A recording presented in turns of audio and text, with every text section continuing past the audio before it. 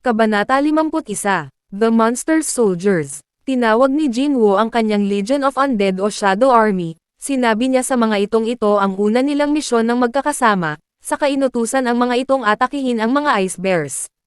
Bagamat talagang mababangis at malalaki ang mga Ice Bears, nang di hamak sa mga Shadow Soldier, hindi maitatanging magagaling ang mga itong makipaglaban, lalo pa at dati ang mga itong kawal sa kastilyo. At dahil nga sa mga anino lamang ang mga ito, mabilis silang nakakapag-regenerate, at nakakabalik sa laban. Habang ang mga Shadow Magician naman, ay kahanga-hangang kayang gumamit ng napakalakas na fire magic.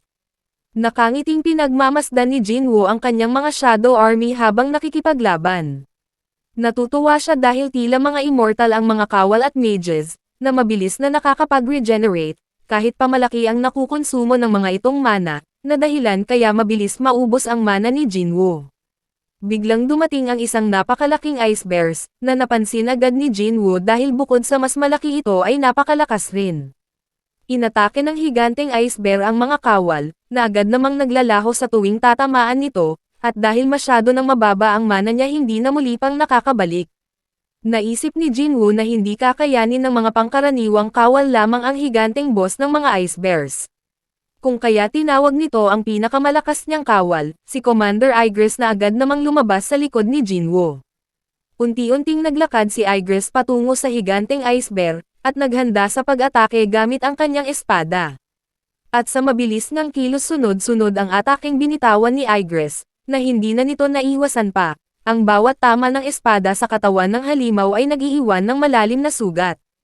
Halos wala nang magawa ang higanteng Ice Bear, na hindi na halos makakilos dahil sa natamong pinsala.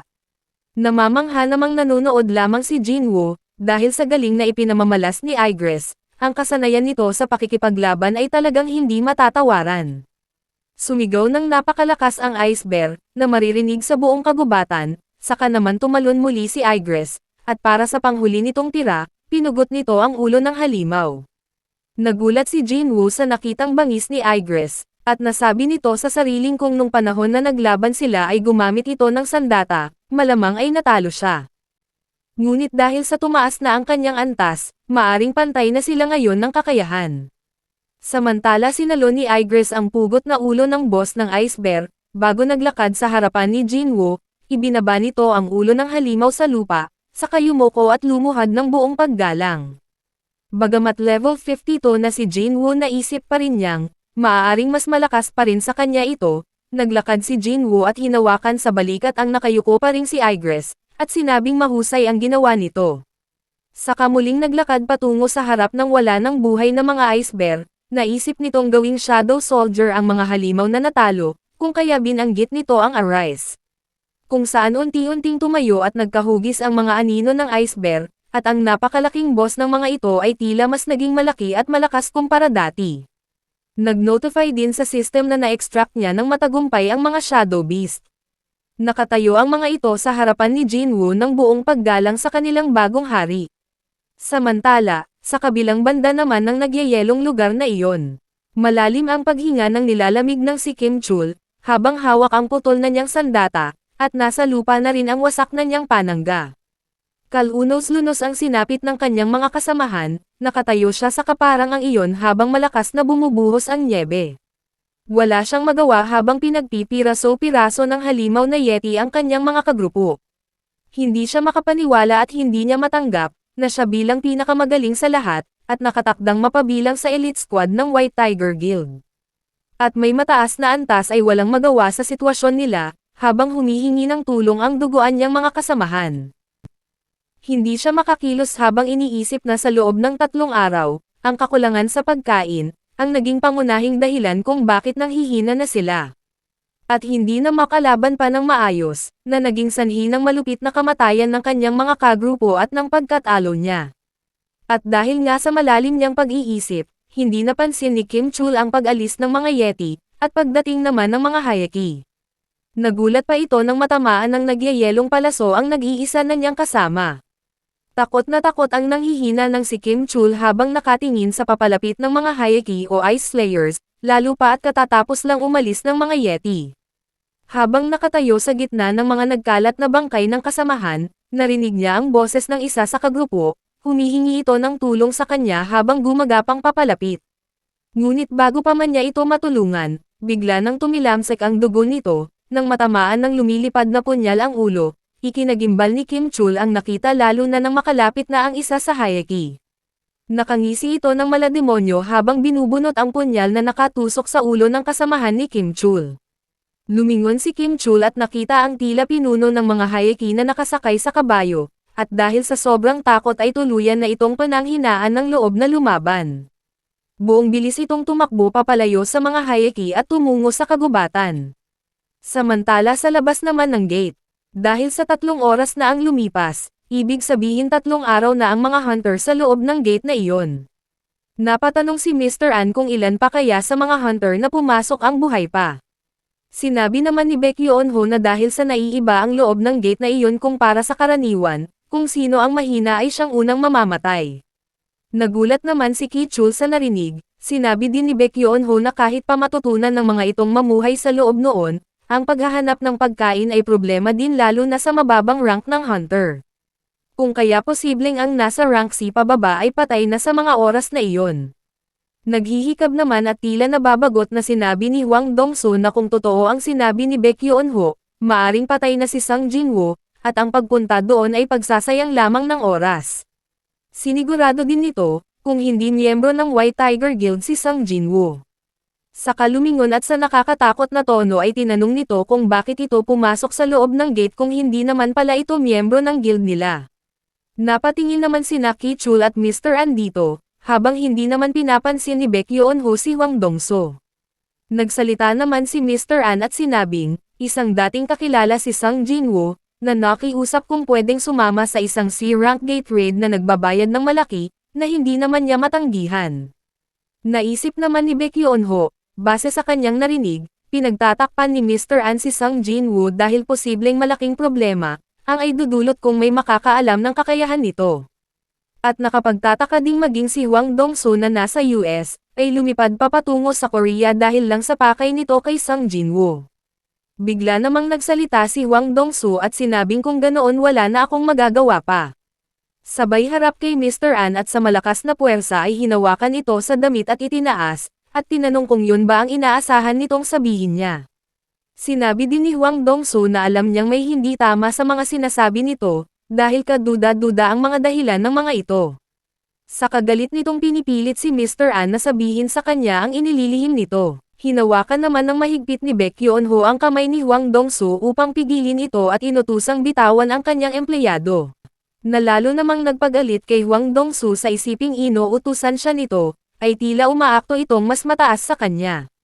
Binitawan naman ni Hwang Dong-soo ang takot na takot si Mr. An, dahil sa napakalakas na puwersang pinakakawalan ng 2 S-rank hunter sa kanyang harapan. Naisip ni Mr. An na kapag hindi ang mga ito napigilan, posibleng magkaroon ng isang madugong laban sa pagitan ng dalawa. Kabanata 52, Basura. Nagmamadaling tumakbo si Kim Chul hanggang makarating siya sa kagubatan. Habang pagod at nilalamig, naalala na naman niya ang kanyang pagkatalo, na isinisi niya sa ilang araw na kakulangan sa pagkain. Nagulat siya nang makakita ng napakaraming patay na ice bears sa kanyang harapan, na dahilan kung bakit wala siyang nakaengkwentro na halimaw, mula nang pumasok siya sa kagubatang iyon. At dahil para sa kanya ay mahihina sina Jin-woo, naisip niyang imposibleng ang grupo ng mga ito ang may kagagawan noon.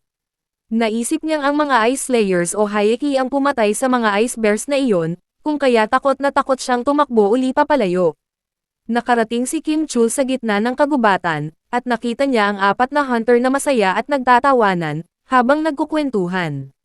Hindi niya matanggap na buhay pa ang mga ito, dahil para sa kanya ang mga ito ay mahihinang antas lamang ng mga hunter. Napansin ni Kim Chul na tila nagkakampang lamang ang mga ito, may mga suot na panglamig, may mga blankets na nagbibigay ng init, habang nasa loob ng isang tent, kumpleto din ang mga kagamitan ng mga ito. Napansin din ni Kim Chul ang mga pagkain na tulad ng karne at tinapay. Muling nagngit-ngit ito sa galit sa isipin na kung hindi lamang siya nilalamig, o kung hindi sana siya nagugutom, tiyak na may lakas siya upang lumaban sa mga Hayeki. Naisip ni Kim Chul na inilihim at itinago ng mga ito sa kanya lahat ng gamit at pagkain, na mayroon ang mga ito para sa sarili lamang nila. Galit na sumigaw si Kim Chul, takot naman na napatingin si Hee-jin at Song Yi, sa pananggalingan ng boses at tinanong ng mga ito kung paano ito nakarating doon. Sa halip na sumagot ay galit na naglakad ito papalapit sa apat, habang sinasabing naubos ang lahat ng miyembro ng kanyang grupo dahil sa kakulangan sa pagkain, at mga kagamitan, ngunit bakit ang mga ito ay kumpleto sa lahat ng gamit na iyon? Nakatingin ang mga ito habang takot na takot sa papalapit na si Kim Chul, nang muli itong nagtanong at sinabing bakit hindi makapagsalita ang apat na kagrupo ni Jinwoo. Sinabi rin itong tiyak na hindi magkakatoon ang mga ito, at may isa lamang na nagtago ng mga kagamitan na iyon, sinabi din itong kakalimutan niya ang lahat kung sasabihin ng mga ito ang may sala.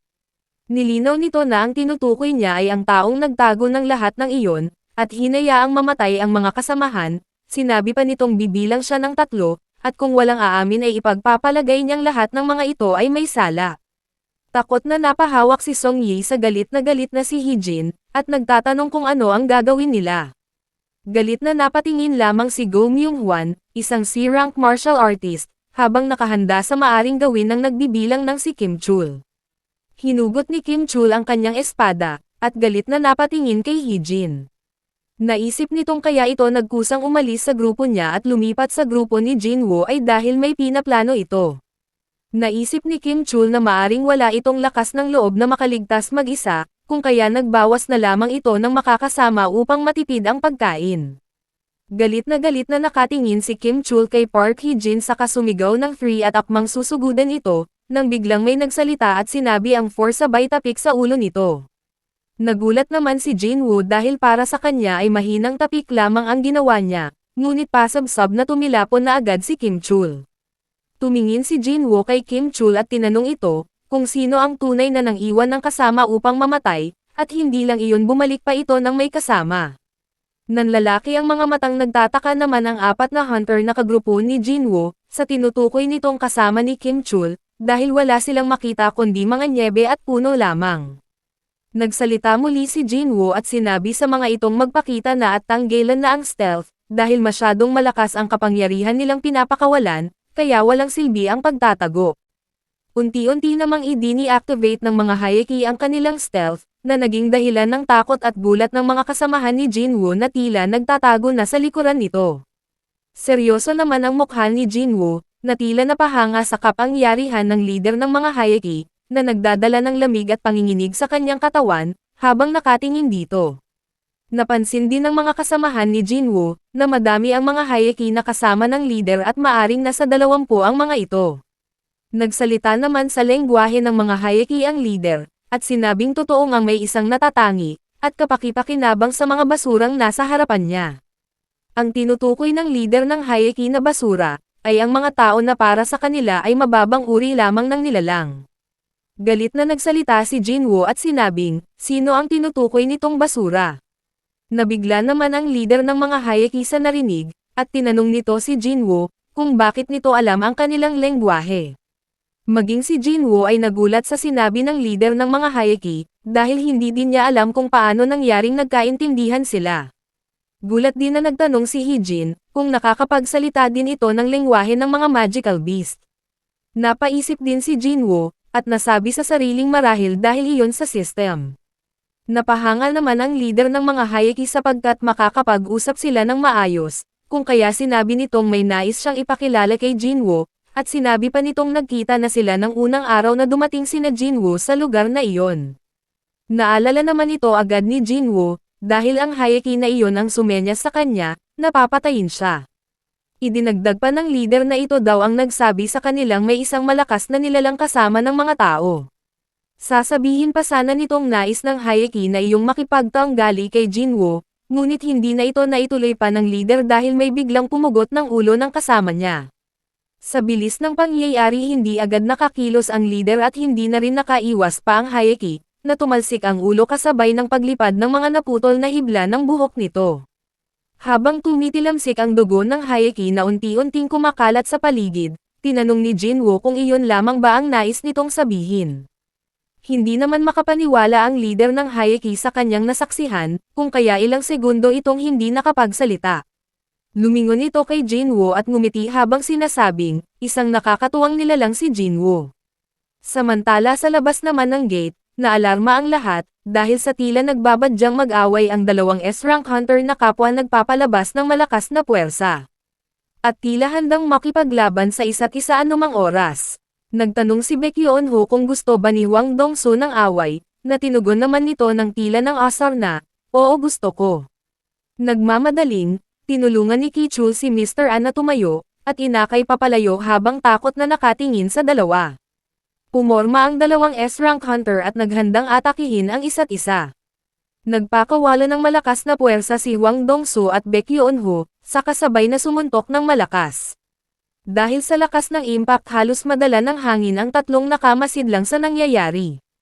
Nabalot ng makapal na alikabok ang paligid, at nang unti-unting nawala ang malakas na hangin at muling nagsalita si Hwang Dong-soo, binati nito si Woo Jin-chul, dahil sa napigilan sila nito. Nanginginig ang mga kamay ni Woo Jin-chul at dahil sa impact nasira din ang kanyang suot, sinabi nitong kung hindi pinigilan ng dalawa ang kanilang mga kapangyarihan, sa huling sandali posibleng magtamo ng malaking pinsala ang kanyang mga kamay. Saka sinabi nitong, siya ang unang naghinala na posibleng na-reawaken si Sung Jin-woo, 2 buwan na ang nakakalipas. Ngunit gamit ang pinakamahusay na panukat ng mana, napag-alaman niyang katulad ng dati isa pa ring i-rank si Jin-woo. Sinabi din nitong, nakakalungkot mang isipin na patay na si Dong-sok, ngunit ang katotohanan na mahina pa rin si Jin-woo at imposibleng, maubos nito ang buong squad ay hindi maitatanggi. Nakikinig lang naman si Mr. An, at sinabi sa sariling imposible ang sinabi ni Woo Jin-chul. Sumagot naman si Hwang Dong-soo, at sinabing alam niya iyon, at posibleng ang anak ng may-ari ng Yogen Construction ang may kagagawan ng pagkamatay ng kanyang kapatid. Tinanong naman ni Woo Jin-chul ito kung bakit pinagdidiskitahan pa rin nito si Sung Jin-woo, kahit alam na pala niyang hindi ito ang pumatay. Biglang naging maitim at nakakatakot ang aura ni Hwang Dong-soo, at sinabing isa lamang yung dahilan upang pumatay ng kapwa-tao. Seryoso namang tumingin lamang si Woo Jin-chul habang tumalikod si Hwang Dong-soo, at naglakad na palayo, at sinabi nitong nawalan na siya ng gana, kung kaya matutulog na lamang siya. Galit na sinigawan ni Hwang Dong-soo ang tatlong lalaki na nadaanan niya. Halata sa mga ito ang takot, nang tanungin niya kung iyon ba ang unang pagkakataon na nakakita sila ng nag-aaway na S-rank hunter. Sinabi naman ni Mr. An sa isip niya na higit kanino man, siya ang nakakaalam kung ano ang tunay na kakayahan ni Sung Jin-woo, at sigurado siyang makakabalik ng buhay ito mula sa loob ng Red Gate.